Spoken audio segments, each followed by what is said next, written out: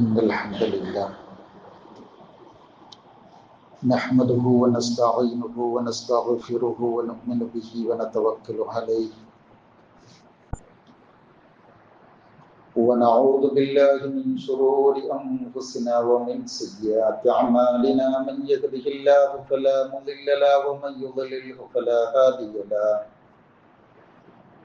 ونشهد أن لا إله إلا الله وحده لا شريك له وأشهد أن محمدا عبده ورسوله أرسله بالحق بشيرا ونذيرا ليظهره على الدين كله ولو كره المشركون اللهم صل على محمد وعلى آل محمد كما صليت على إبراهيم وعلى آل إبراهيم وبارك على محمد وعلى آل محمد كما باركت على إبراهيم وعلى آل إبراهيم إنك حميد مجيد أما بعد فإن خير الكلام كلام الله وخير الحديث كتاب الله وخير الهدي هدي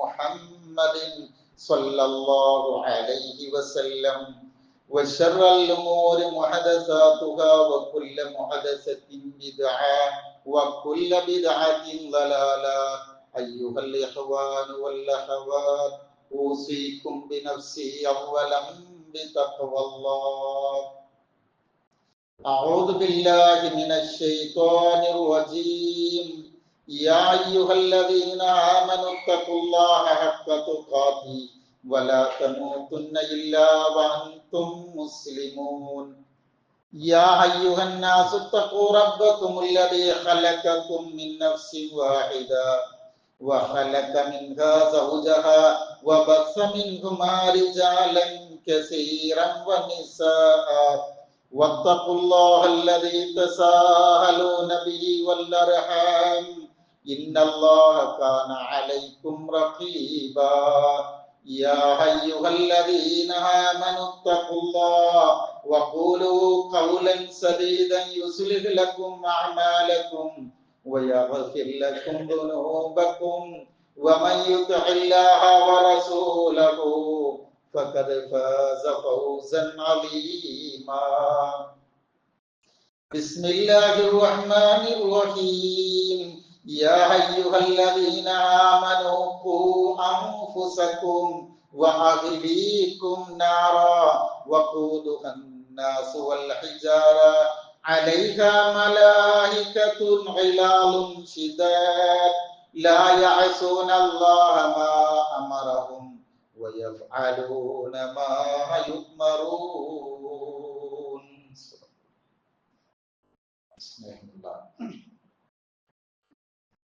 മുഅ്മിനുകളായ സഹോദര സഹോദരിമാരെ, അല്ലാഹു സുബ്ഹാനഹു വ തആല നമ്മെ ഓരോരുത്തരെയും അനുഗ്രഹിക്കുമാറാവട്ടെ. അല്ലാഹുവിന്റെ വിധിവിലക്കുകൾ ഉൾക്കൊണ്ടുകൊണ്ട് ജീവിക്കണമേ എന്ന് ആദ്യമായി ഉണർത്തുകയാണ്, ശക്തമായ ഭാഷയിൽ വസിയ്യത്ത് ചെയ്യുകയാണ്. അല്ലാഹു സുബ്ഹാനഹു വ തആല ഈ വസിയ്യത്ത് യഥാവിധി ജീവിതത്തിൽ പുലർത്തി ജീവിക്കാനുള്ള തൗഫീഖ് തന്ന് നമ്മെ ഓരോരുത്തരെയും അവൻ തുണക്കുമാറാവട്ടെ. സഹോദരങ്ങളെ, നമുക്കെല്ലാം പരിചയമുള്ള സൂറത്ത് അത്ത്-തഹ്രീമിലെ ഒരു വചനമാണ് ഞാൻ ഓർമ്മയിൽപ്പെടുത്തിയത്. നമ്മളെല്ലാവരും ജീവിത തിരക്കിലാണ്. ആ തിരക്കിന്റെ കൂടെ പല നിലക്കുള്ള ആദിയും ബേജാറുകളും നമ്മുടെ കൂട്ടിനുമുണ്ട്. ഇന്നത്തെ കാലത്ത് എന്തിന് ജീവിക്കുന്നു എന്ന് ചോദിച്ചാൽ അതിൻ്റെ ഒരു മറുപടിയായി പലരിൽ നിന്നും വരിക എൻ്റെ മക്കൾക്ക് വേണ്ടി ജീവിക്കുന്നു എന്നായിരിക്കും. മക്കളുടെ കണ്ണ് നിറയുന്നത് സങ്കല്പിക്കാൻ പോലും സാധിക്കാത്തവരാണ് നമ്മൾ ഓരോരുത്തരും. പലപ്പോഴും ഓരോ വക്ത് നമസ്കാരങ്ങൾക്ക് ശേഷവും കൈ ഉയർത്തി അള്ളാഹുവിനോട് ആത്മാർത്ഥമായി ചോദിക്കുന്ന ഒരു ചോദ്യമുണ്ട്. അള്ളാഹുവേ, എന്റെ മക്കളെ നല്ല നിലക്ക് കാണിച്ചു തന്നുകൊണ്ട് എന്നെ തിരിച്ചു വിളിക്കണമേ എന്ന്.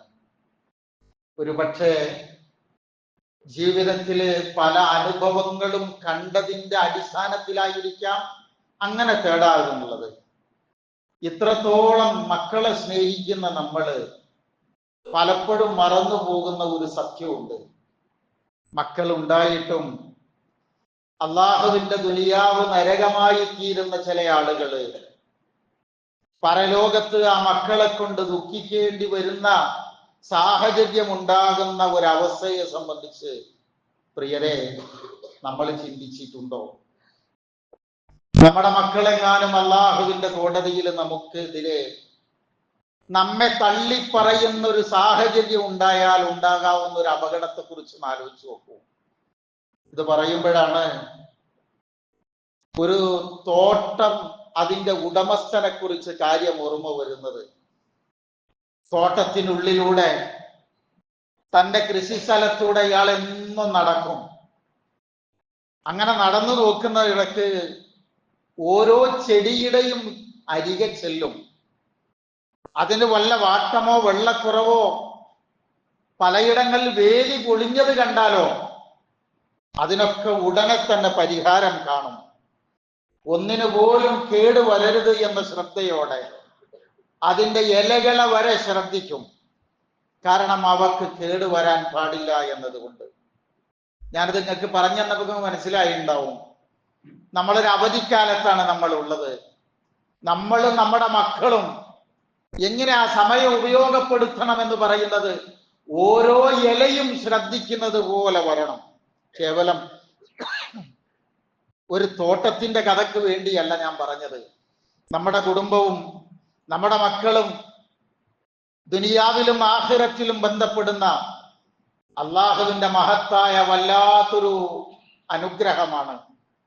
കേടുകൾ പാടുകൾ പറ്റാതെ പരിശുദ്ധമായാണ് നമ്മുടെ മക്കളെ അള്ളാഹു റബ്ബുൽ ഇസ്സത്ത് നമ്മുടെ കയ്യിൽ ഏൽപ്പിച്ചിട്ടുള്ളത്. അതുപോലെ തന്നെ ആ വിശുദ്ധിക്ക് കേട് പറ്റാതെ നമുക്ക് പരിശുദ്ധമായി തന്നതുപോലെ നോക്കേണ്ട ഉത്തരവാദിത്വവും നമുക്ക് ഓരോരുത്തർക്കും ഉണ്ട്. അത് പറയുമ്പോ അവിടെ വീഴ്ച പറ്റിയാൽ രണ്ട് ലോകത്തും അപകടം വരും. കാരണം മസ്ഊലിയത്തുള്ള ഒരനുഗ്രഹമാണ് കുടുംബം എന്ന് പറയുന്നത്. മസ്ഊലിയത്ത് എന്ന് പറഞ്ഞാൽ നിങ്ങൾക്ക് അറിയുമല്ലോ, പരലോകത്ത് ചോദ്യം ചെയ്ത് കൃത്യമായി മറുപടി ബോധിപ്പിക്കേണ്ടതിനാണ് ആ വാക്ക് പറയുക. കണിശമായ അള്ളാഹുവിന്റെ താക്കീതാണ് ഞാൻ നമ്മുടെ മുമ്പിൽ ഓതിക്കേൽപ്പിച്ചത്. യാ അയ്യുഹല്ലദീന ആമനൂ, വിശ്വാസികളെ, ഖൂ അൻഫുസക്കും വഅഹ്ലീകും നാറ, നിങ്ങളുടെ ശരീരങ്ങളെയും നിങ്ങളുടെ കുടുംബങ്ങളെയും നരകത്തിൽ നിന്ന് കാത്തുരക്ഷിക്കണം. എന്നിട്ട് പറയുന്ന വാക്ക് ശ്രദ്ധിക്കണേ, വഖൂദുഹന്നാസു വൽ ഹിജാറ, നരകത്തിലെ ഇന്ധനത്തെ കുറിച്ചാണ് പിന്നീട് സംസാരം.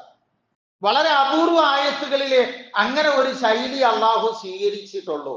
ആ നരകത്തിലെ ഇന്ധനം എന്ന് പറയുന്നത് ജനങ്ങളും പിന്നെ ആരുമാണ്? കല്ലുകളുമാണ്. പിന്നെ അതിന്റെ ഒരു രീതിയുണ്ട്. അലൈഹ മലായികത്തുൻ ഇലാദുൻ ശിദാദുൻ, കഠിന സ്വഭാവമുള്ള പരുഷന്മാരായ, അള്ളാഹു എന്ത് കൽപ്പിച്ചുവോ അതിന് യാതൊരു വിധത്തിലുള്ള ഭംഗവും വരുത്താതെ നടപ്പിൽ വരുത്തുന്ന ആളുകളാണ് ഇതിന്റെ കാവൽക്കാരായിട്ടുള്ളത്. ഇത് ഇമാം നാസിർ സഅദി റഹിമഹുല്ല ഈ ആയത്തിന്റെ ഒരു ബയാനിൽ പറയുന്നുണ്ട്.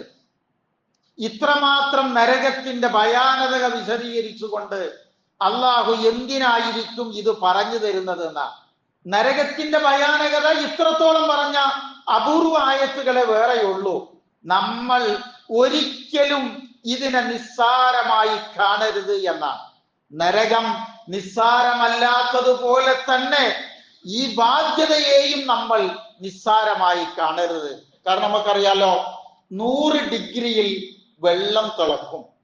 അത് നമ്മുടെ ശരീരത്തിൽ വീണാലുള്ളൊരു അവസ്ഥകൾ ആലോചിച്ച് നോക്കിയേ.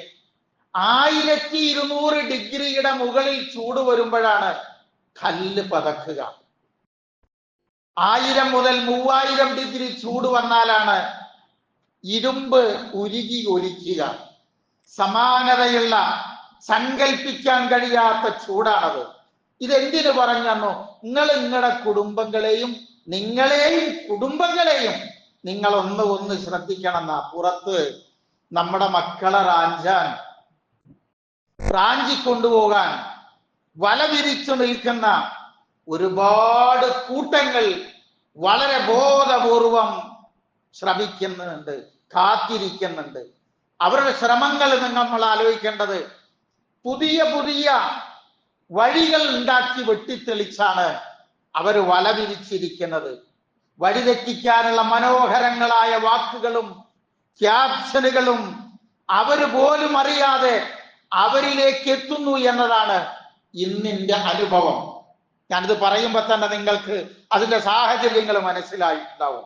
അപ്പോഴാണ് നമ്മൾ ആലോചിക്കുന്നത്, ചില ആശുപത്രികളിൽ അഡ്മിറ്റ് ചെയ്ത രോഗികളെ നിങ്ങൾ ശ്രദ്ധിച്ചിട്ടുണ്ടോ?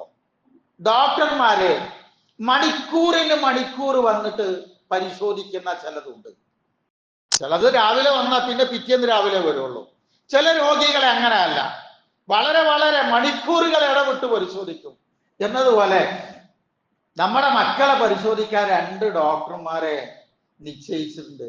ഒന്ന് വാപ്പി, ഒന്ന് ഉമ്മയാണ്. മക്കളെ നന്നാവാൻ അള്ളയും റസൂലും പറഞ്ഞെന്ന കാര്യം എന്തറിയോ? മക്കൾ നല്ല മാതാപിതാക്കളുടെ മക്കളാവുക എന്നാണ്. ഇങ്ങനെയാണ് നമ്മുടെ മക്കൾ നന്നാവാൻ ദീന് നിശ്ചയിച്ച നിബന്ധന. ഈ മക്കൾ നല്ല മാതാപിതാക്കളുടെ മക്കളാവണമെന്നാണ്. ഈ സ്പോഞ്ച് പോലെയാണ് നമ്മുടെ മക്കൾ എന്ന് പറയാറില്ലേ? ഒരു ചളിവെള്ളാണ്, ആ ചളിവെള്ളത്തിലാ ഈ സാധനം കൊണ്ട് വെക്കണമെങ്കിൽ അതും കുടിക്കും. നല്ല വെള്ളത്തിലാണെങ്കിൽ അതും ഉണ്ടാവും. കളറുള്ള വെള്ളത്തിലാണെങ്കിൽ എന്താണെങ്കിലും ശരി അതങ്ങനെ വലിച്ചു കുടിക്കും. നമ്മളെ ശരിക്ക് പിൻപറ്റുന്നതാണ് നമ്മുടെ മക്കൾ എന്നത്. അതുകൊണ്ടാണ് ഉലമാക്കൾ പറഞ്ഞത് അൽ അബ്നാഉ സിർറു അബീഹിം, മക്കൾ എന്നത് മാതാപിതാക്കളുടെ രഹസ്യമാണ്. ഹബീബായ റസൂൽ സ്വല്ലല്ലാഹു അലൈഹി വസല്ലമ പറഞ്ഞിരുന്നു. നിങ്ങൾക്ക് അറിയാത്തതൊന്നും അല്ലട്ടോ പറയുന്നത്, പക്ഷേ അല്പം ഗൗരവം കൊടുത്ത് ഞാനും നിങ്ങളും ആ ഭാഗം ഒന്ന് ശ്രദ്ധിക്കണം. അക്രിമു ഔലാദക്കും വഅഹ്സിനു അദബഹും, നിങ്ങൾ നിങ്ങളുടെ മക്കളെ ആദരിക്കണം, അവരുടെ അദബ് നിങ്ങൾ നന്നായി ശ്രദ്ധിക്കണം. അല്ലിമൂഹും വഅദ്ദിബൂഹും, മഹാനായ അലി ഇബ്നു അബീ ത്വാലിബ് റളിയല്ലാഹു അൻഹു പറഞ്ഞത്, അല്ലിമൂഹും നിങ്ങൾ അവർക്ക് ഇൽമ് നൽകണം, വഅദ്ദിബൂഹും നിങ്ങൾ അവർക്ക് അദബ് കൊടുക്കണം. നോക്ക്, ഇൽമല്ല അദബ്. അദബ് വേറെയാണ്, ഇൽമ് വേറെയാണ്. ഇത് പറയുമ്പോൾ നമ്മൾ പഠിക്കേണ്ട ഒരു കാര്യം, നമ്മുടെ ശരീരത്തിന്റെ തുടർച്ചയാണ് നമ്മുടെ മക്കൾ. നമ്മുടെ ബീജത്തിൽ നിന്നാണ് നമ്മുടെ മക്കൾക്ക് നമ്മൾ ജന്മം നൽകിയിട്ടുള്ളത്. ശാരീരിക തുടർച്ചയായ മക്കൾ ധാർമ്മിക തുടർച്ച കൂടി ആയിട്ടില്ലെങ്കിൽ ആർക്ക് വേണ്ടിയാണോ നമ്മൾ കഷ്ടപ്പെടുന്നത്, ആര് നന്നായി കാണണമെന്നാണോ നമ്മൾ ആഗ്രഹിക്കുന്നത്, അവരെ കൊണ്ട് നമ്മൾ അസ്വസ്ഥതപ്പെടുന്ന, ദുനിയാവിൽ തന്നെ സഹിക്കാൻ കഴിയാത്ത ഒരു ദുരന്തമായി അവര് മാറുമെന്നാണ് ദീന നമ്മളെ പഠിപ്പിക്കുന്നത്. ഒന്നുകൂടി അനങ്ങിയിരിക്കണം. അതുകൊണ്ടാണ് റബ്ബനാ ഹബ് ലനാ മിൻ അസ്വാജിനാ വദുരിയാതിനാ ഖുറത അയ്ൻ വജഅൽനാ ലിൽ മുത്തഖീന ഇമാമ. അറിയാത്ത പ്രാർത്ഥനയല്ല. സൂറത്ത് ഫുർഖാനിലെ അതിന്റെ അവസാനത്തിൽ അള്ളാഹുവിന്റെ ഇഷ്ടദാസന്മാര് തേടുന്ന തേട്ടമാണത്. അതിന്റെ അവസാന വചനം നിങ്ങൾ ശ്രദ്ധിച്ചോ? വജഅൽനാ ലിൽ മുത്തഖീന ഇമാമ. പടച്ചോനെ എന്നെ റോൾ മോഡലാക്കണമെന്ന, മുഅ്മിനീങ്ങളുടെ റോൾ മോഡലാക്കണം. സത്യത്തില് വാപ്പയായ ഞാനും വാപ്പാരായ നമ്മളും അതേപോലെ തന്നെ രക്ഷിതാക്കളൊക്കെ നമ്മുടെ മക്കളുടെ റോൾ മോഡൽ ആരാ എന്ന് മക്കളോട് ചോദിക്കാൻ നമുക്ക് കഴിയോ? ഇതൊരു പ്രസംഗത്തിന് പറയുന്നൊരു വാക്കല്ല കേട്ടോ. മക്കളെ, നിങ്ങൾ ആരെ പോലെ ആവാനാണ് ആഗ്രഹിക്കുന്നത്? എനിക്ക് തോന്നാറുണ്ട്, പടച്ചോനെ എന്റെ കുട്ടി ഇന്നെ പോലെ ആയാൽ മതി എന്ന് ഇരുന്ന് പ്രാർത്ഥിക്കാൻ നമുക്ക് കഴിയും. ഇമാമ എന്ന പ്രാർത്ഥന ഇവിടെ വന്നിരുന്ന് സുന്നത്ത് നിസ്കരിച്ച് നമ്മൾ പ്രാർത്ഥിച്ചിട്ടുണ്ടാവും. നമ്മുടെ പ്രാർത്ഥനകളിൽ ഒന്നാമത്തെ ഭാഗം അതാണ്. നമുക്ക് പടച്ചവനോട് തേടാൻ കഴിയോ, റബ്ബേ എന്റെ മക്കളെ ഇന്നെ പോലെ ആക്കണമെന്ന്. എന്തോ ഒരു പ്രശ്നമല്ല അപ്പൊ അവിടെ. എങ്കിലും നിങ്ങൾ ആലോചിക്കുന്നത് എവിടുന്ന് ആരംഭിക്കണം? ഇത് പറഞ്ഞാൽ ഇത് നോൺ സ്റ്റോപ്പാണ്, ഇതിന് ഫുൾ സ്റ്റോപ്പ് ഇല്ല. എവിടെയാണ് ഇത് സമയം കഴിയാച്ച നമുക്ക് അവിടെ നിർത്താന്ന് മാത്രമേ ഉള്ളൂ. ഇതെവിടെ നിന്ന് ആരംഭിക്കണം? സൂറത്ത് ബഖറയില്, ഖുർആനില് നമ്മൾ ഇങ്ങനെ മറിച്ചു നോക്കിയാൽ എന്നിറങ്ങിയെന്നുള്ളതല്ല, ഒരാളുടെ കയ്യിൽ ഖുർആൻ കിട്ടിയിട്ട് ആ ഖുർആൻ ഇങ്ങനെ മറിച്ചു നോക്കുന്ന സമയത്ത് ആദ്യം അമ്പിയാക്കന്മാരുടെ കഥ പറയുന്നത് ഇബ്രാഹിം അലൈഹി സ്വലാമയിൽ നിന്നാണ്. അത് നബിയുടെ വേറെ കഥയാ പറയുന്നത്. ഒരു കുടുംബം എന്ന നിലക്ക് ഇബ്രാഹിം അലൈഹി സ്വലാമയുടെ കഥ പറഞ്ഞു തന്നിട്ട് അവിടെ എന്താ പറയുന്നത് അറിയാമോ?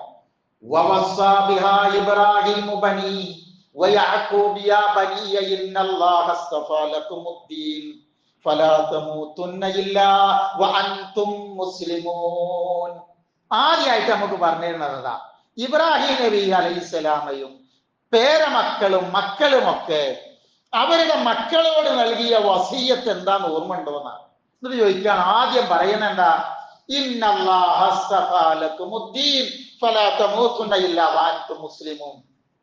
എന്നിട്ട് ചോദിക്കുന്നുണ്ട്, അർത്ഥം ഞാൻ പറയണില്ല കേട്ടോ. എന്നിട്ട് ചോദിക്കുന്ന ഒരു ചോദ്യം എന്താ അറിയോ? യാക്കൂബ് അലൈഹിസ്സലാമക്ക് മരണമാസന്നമായ സന്ദർഭം ഓർമ്മയുണ്ടോ? ആരാ യാക്കൂബ് നബി അലൈഹിസ്സലാം?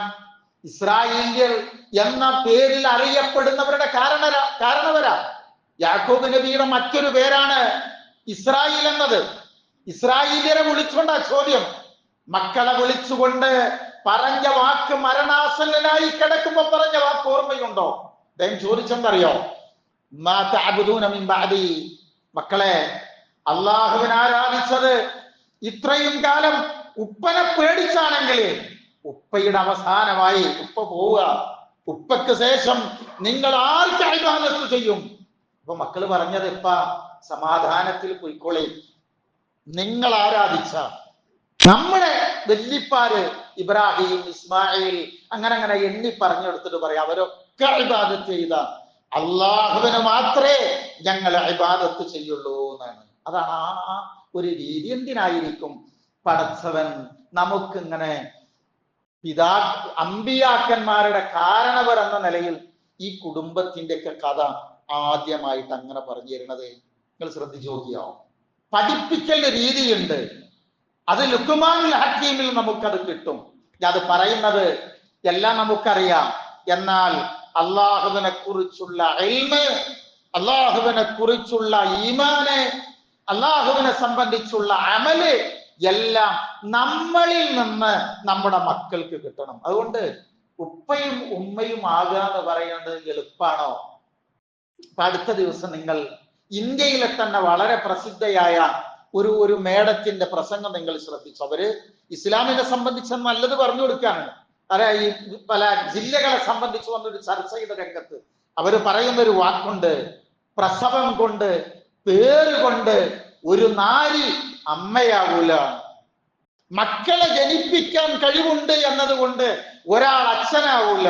കാരണം ത്യാഗജീവിതം, അങ്ങേയറ്റത്തെ പരിശീലനം, കഠിനാധ്വാനം വേണ്ട ഒരു ഭാഗമാണ് ഈ രണ്ട് മേഖല എന്ന് പറയുന്നത്. അതുകൊണ്ടാണ് ഖുർആൻ കണിശമായി ആ രംഗം പറഞ്ഞു തരുന്നത്. പഠിക്കാനും അങ്ങനെ അള്ളാഹുവോട് പ്രാർത്ഥിക്കാനും നമുക്ക് കഴിയണം. അത് ചെയ്യാത്തതിന്റെ തകരാറാണ് ഇന്ന് നമ്മൾ അനുഭവിക്കുന്നത്. ശരിക്കും പഠിക്കണം. പെട്ടെന്ന് ചാടി വീണ ഒരു ദുരന്തമൊന്നും അല്ല നമ്മളുടെ പുതിയ മക്കളിൽ നമ്മൾ കാണുന്നത്.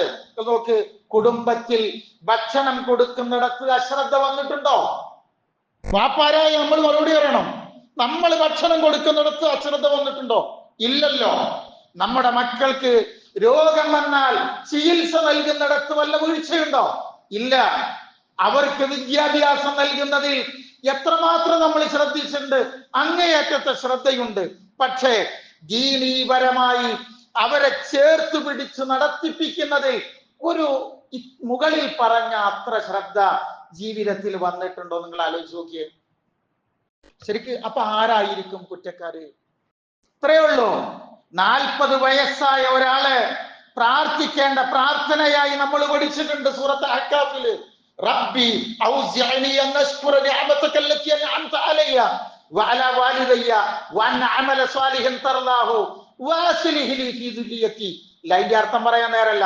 പടച്ചവൻ എന്റെ മക്കളെ നീ നേരാക്കി തരണം എന്ന് പറയാണ്. ആദ്യം 3 കാര്യം പറയണ്ട് കേട്ടോ. എന്നിട്ട് പറഞ്ഞിട്ടെന്താ, എന്റെ കുട്ടികളെ നേരാക്കണം.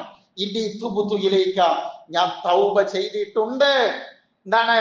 ഇസ്ലാഹും തൗബയും എന്റെ ജീവിതത്തിൽ ഉണ്ട്, എന്റെ മക്കളെ നന്നാക്കിക്കൊണ്ട. അതിനാണ് അല്ലിമൂഹും വഅദ്ദിബൂഹും എന്ന് പറഞ്ഞത്. നമുക്ക്, നിങ്ങൾ ആലോചിച്ച് നോക്കൂ, നമ്മളെ സംബന്ധിച്ചിടത്തോളം നമുക്കും മക്കൾക്കും മുസ്ലിമായി ജനിച്ചത് കൊണ്ട് കിട്ടിയ അറിവ് മാത്രമല്ലേ ഉള്ളൂ. അതൊരു സത്യല്ലേ? ദീൻ എങ്ങനെ പിന്നെ നമുക്ക് ആസ്വദിക്കാൻ കഴിയുക?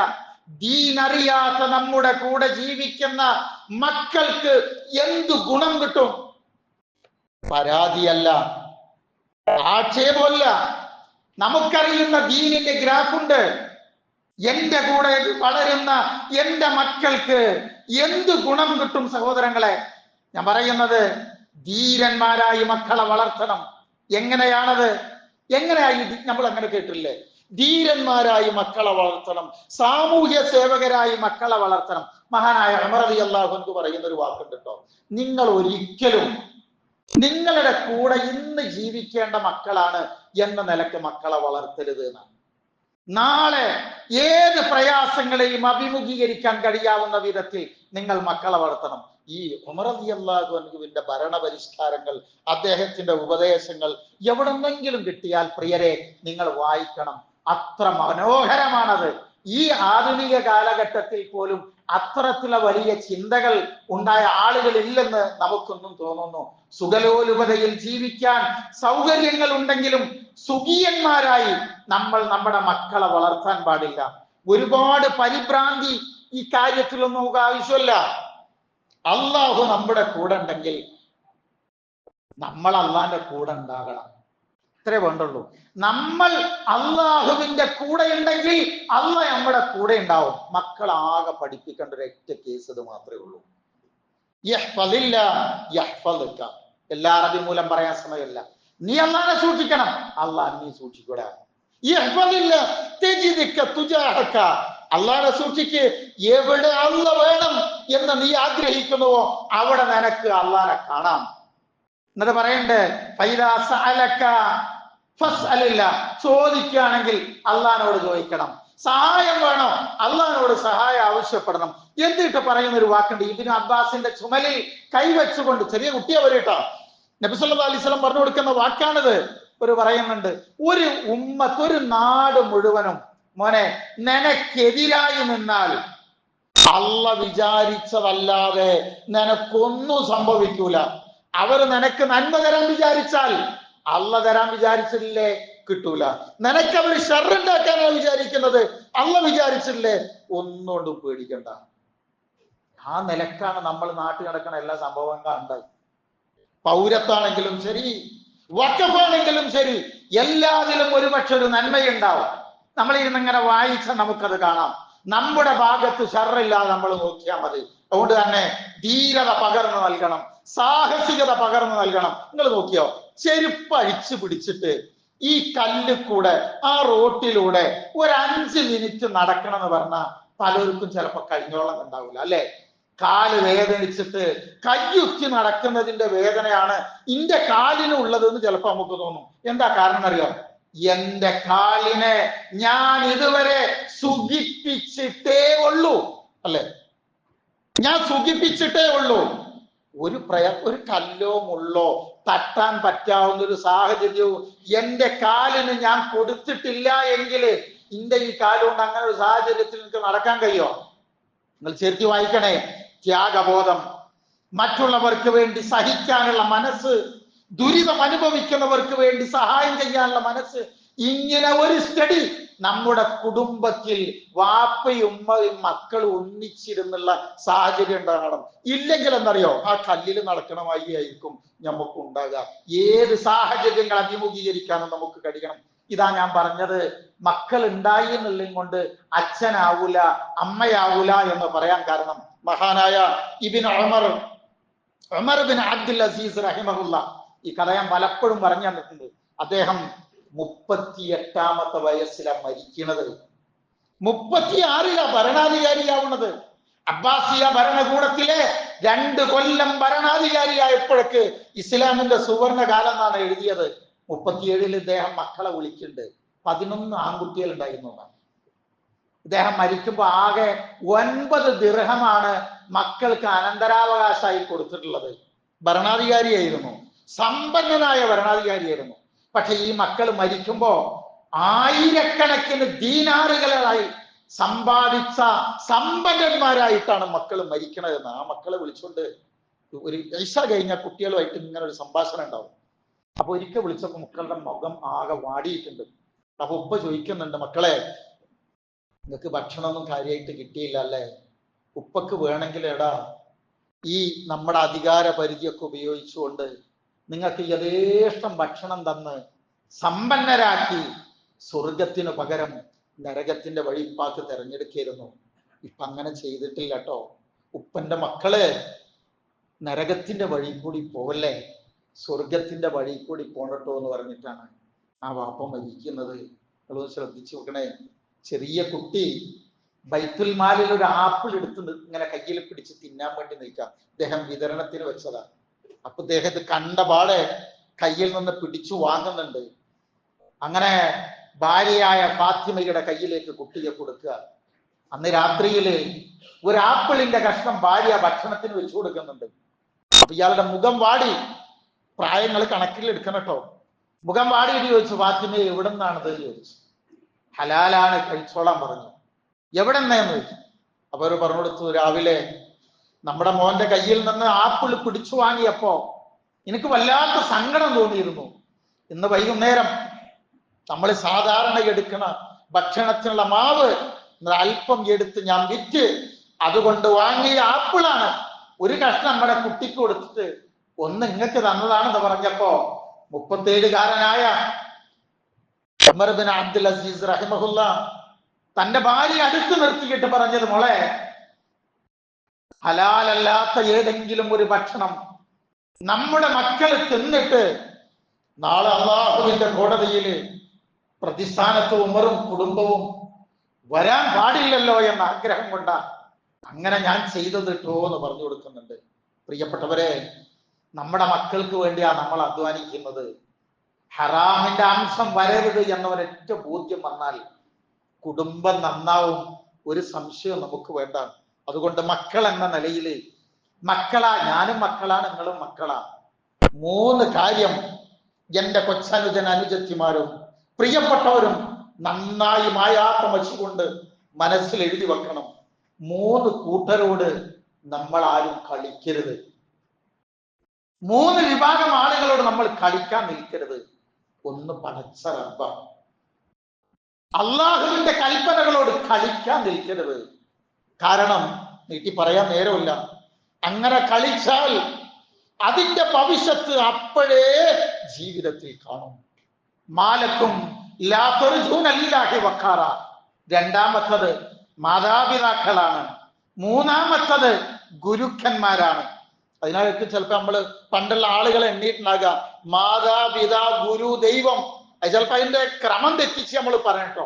ഇവരുടെ കൽപ്പനകളോട് നമ്മൾ ഒരിക്കലും പുറംതിരിഞ്ഞു നിൽക്കരുത്. നിങ്ങൾ ആലോചിച്ച് നോക്കൂ, മക്കൾ പ്രത്യേകം മനസ്സിലാക്കേണ്ട ഒരു കാര്യം, ഇന്നത്തെ കാലത്ത് ഒരു ഗാർഡൻ, ഒരു പൂന്തോട്ടം നമ്മൾ ഉണ്ടാക്കുക, നല്ല ചെടികൾ നട്ടു, വളവും കൊടുത്ത് വെള്ളവും കൊടുത്ത് അതിനൊരു ഗാർഡനും ഇല്ലാതെ വേലി കെട്ടിക്കൊണ്ട് 1 മാസം കഴിഞ്ഞ് വന്ന് നമ്മൾ ആ തോട്ടം നോക്കി എങ്ങനെ ഉണ്ടാവുക?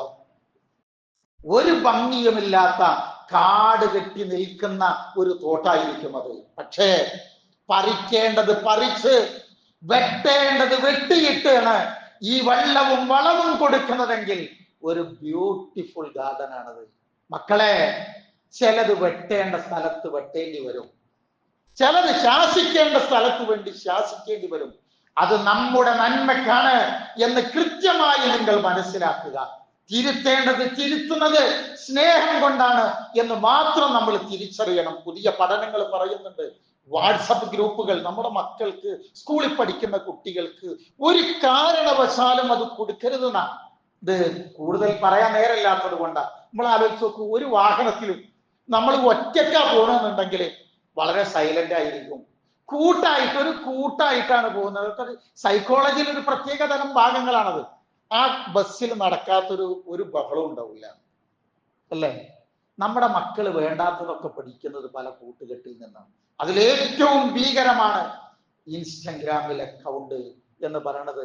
അത് ഉണ്ടാക്കിയ ആളുകൾ എന്ന് പറയുന്നത് ഒരു കാരണവശാലും കൗമാരത്തിലുള്ള ഒരാൾക്ക് അത് കൊടുക്കുക പോലും ചെയ്യരുതെന്ന്. കാരണം നിങ്ങൾ ആലോചിച്ച് നോക്കൂ, നോക്കിയപ്പോ ഈ നാട്ടിൽ നടക്കുന്ന എല്ലാ വൃത്തികേടുകളുടെയും അത് തിരിച്ചെത്തുന്നത് ഒരൊറ്റ അക്കൗണ്ടിലായിരിക്കും. പറയാൻ നേരമില്ല. നിങ്ങൾ ഇതിനേക്കാൾ കൂടുതൽ ആ ഭാഗം നിങ്ങൾക്ക് നന്നായിട്ട് അറിയും. ശ്രദ്ധിച്ചില്ലെങ്കിൽ നമുക്കാണ് അപകടം ഉണ്ടാവുക. അതുകൊണ്ട് ഒഴിവ് സമയങ്ങൾ, ഇപ്പൊ ചെറിയ കുട്ടികൾ തന്നെ മറ്റേ മക്കളെ കൊല്ലുന്നു എന്ന് പറഞ്ഞു കഴിഞ്ഞാൽ അതിന്റെ അർത്ഥം എന്താ അറിയോ? അവിടെയൊക്കെ പല കളികളുണ്ടല്ലോ, ഓൺലൈൻ കളികൾ പോലും എണ്ണുന്നത് ഈ എത്ര ആളെ കൊന്നു എന്നാണ്.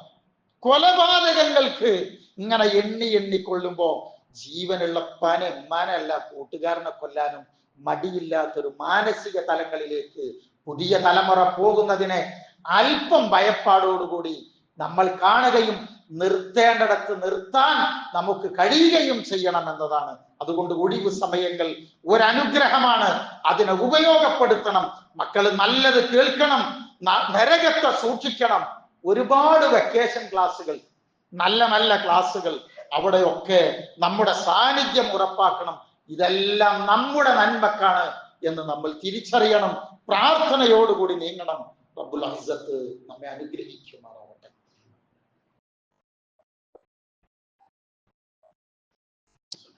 ബിസ്മില്ലാഹിർ റഹ്മാനിർ റഹീം.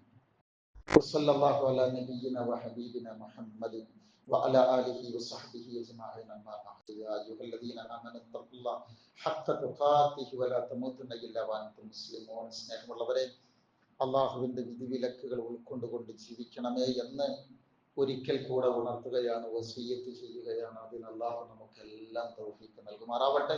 സഹോദരങ്ങളെ, ഞാൻ പറഞ്ഞു വന്നത്, വിശുദ്ധ ഖുർആനിൽ 1-2 സ്ഥലങ്ങളിൽ വളരെ ഗൗരവമേറിയ നരകാവകാശികളുടെ ഒരു പ്രാർത്ഥനയുണ്ട്. നരകാവകാശികൾ അള്ളാഹുവോട് ആവശ്യപ്പെടുകയാണ്, പടച്ചോനെ, ഞങ്ങളുടെ സാദാത്യങ്ങളെ, ഞങ്ങളുടെ നേതാക്കന്മാരെ, ഞങ്ങളുടെ കുബറായിങ്ങളെ, മാതാപിതാക്കളെ ഞങ്ങൾക്കൊന്ന് കാണിച്ചുകൊണ്ടാണ്. ഞങ്ങളുടെ കാൽ ചുവട്ടിലേക്ക് ഞങ്ങൾ അവരൊന്ന് കൊണ്ടുവന്നിട്ട് ഈ നരകത്തിലേക്ക് ചവിട്ടി താഴ്ത്തട്ടെ എന്ന് പറയുന്നുണ്ട്. അതിന്റെ വിശദീകരണത്തിൽ നമുക്ക് കാണാം. എന്തിനെന്നറിയാം? ഞങ്ങൾ മോശമായതിലേക്ക് പോകുമ്പോ ഞങ്ങളെ ഇവർ തടഞ്ഞില്ല റബ്ബേ. ആവശ്യമായ അളവിൽ ഞങ്ങളെ തടഞ്ഞിരുന്നുവെങ്കിൽ ഞങ്ങൾ ഇവിടെ ചെന്ന് പെടുമായിരുന്നില്ല. അതുകൊണ്ട് അവരത് ചെയ്തില്ല. ഈ അവസ്ഥ നമ്മുടെ മക്കൾക്ക് അവിടെയും വരരുത്, നമുക്ക് ഇവിടെയും അവിടെയും വരരുത്. ബുദ്ധിപൂർവം നമ്മൾ ആലോചിക്കണം.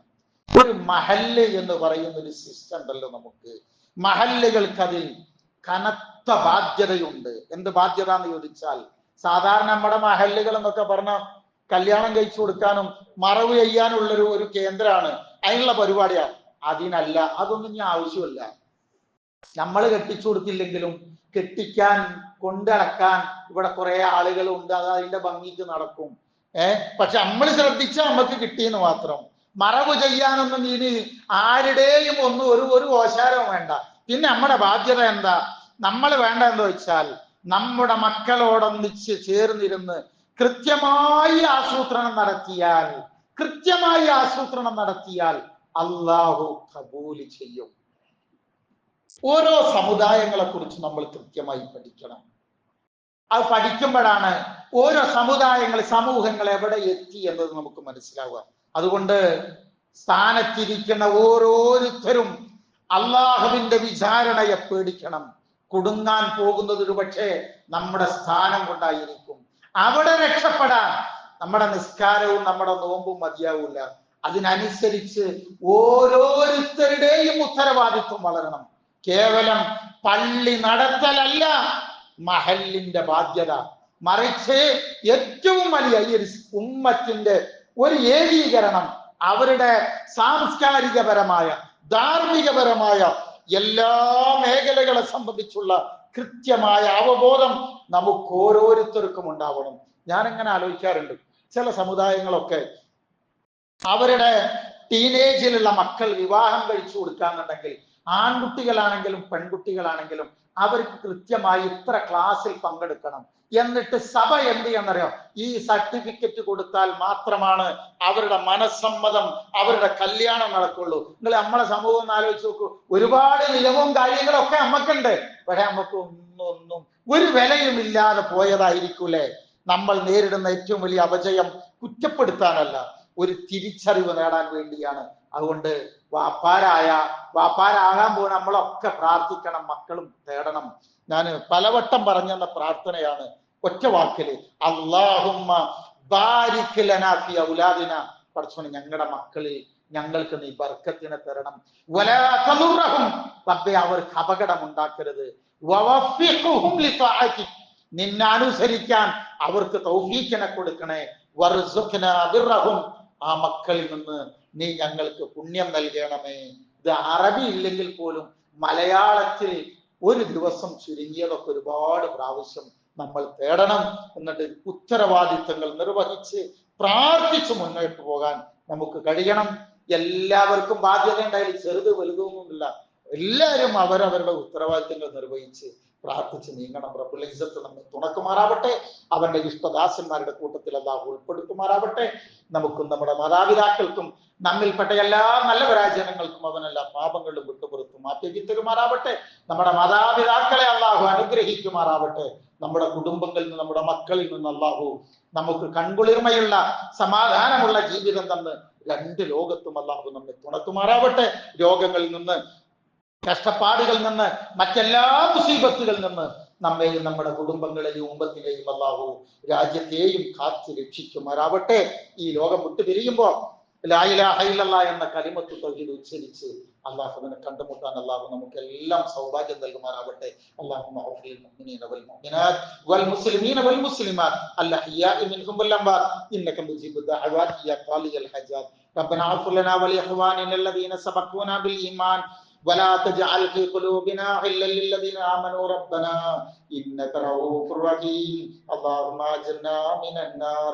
اللهم أعز الإسلام والمسلمين وأذل الشرك والمشركين ونجنا من القوم الظالمين. ربنا هب لنا من أزواجنا وذرياتنا قرة أعين واجعلنا للمتقين إماما. ربنا آتنا في الدنيا حسنة وفي الآخرة حسنة وقنا عذاب النار واغفر لنا يا غافر المذنبين. آمين برحمتك يا أرحم الراحمين. اللهم صل وسلم وبارك على نبينا محمد وعلى آله وصحبه أجمعين وسلام على المرسلين والحمد لله رب العالمين.